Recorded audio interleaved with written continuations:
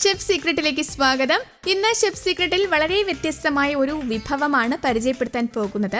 ചിക്കനിൽ ഒരുക്കിയ ഒരു സ്പെഷ്യൽ ഡിഷ്, ചിക്കൻ സിസ്ലർ.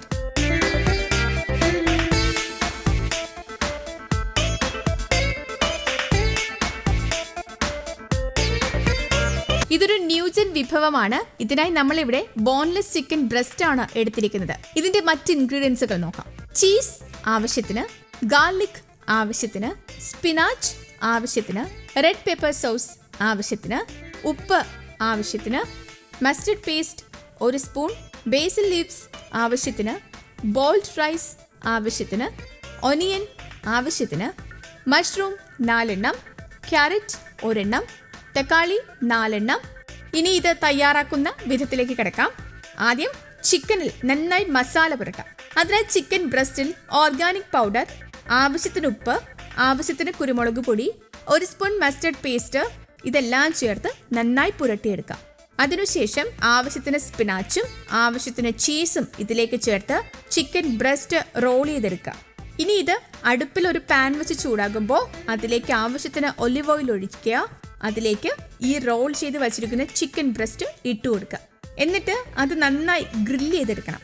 ഇതോടെ നമ്മുടെ ചിക്കൻ ബ്രസ്റ്റ് റെഡിയായി. ഇനി നമുക്ക് വെജിറ്റബിൾ ഗ്രില്ല് ചെയ്തെടുക്കാം.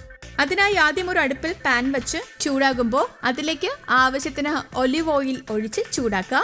ഒലിവ് ഓയിൽ ചൂടാകുമ്പോൾ അതിലേക്ക് 4 മഷ്റൂം, ആവശ്യത്തിന് ബ്രോക്കലി, 1 ക്യാരറ്റ് അരിഞ്ഞത്, 4 ചെറിയ തക്കാളി എല്ലാം കൂടിയിട്ട് ഗ്രില്ല് ചെയ്തെടുക്കുക. എന്നിട്ട് ആവശ്യത്തിന് സവോള, ആവശ്യത്തിന് ഉപ്പ്, ആവശ്യത്തിന് കുരുമുളക് പൊടിയും ഇട്ട് നന്നായി ഒന്ന് വഴറ്റിയെടുക്കാം. ഇനി നമുക്ക് റൈസ് ചെയ്യാം.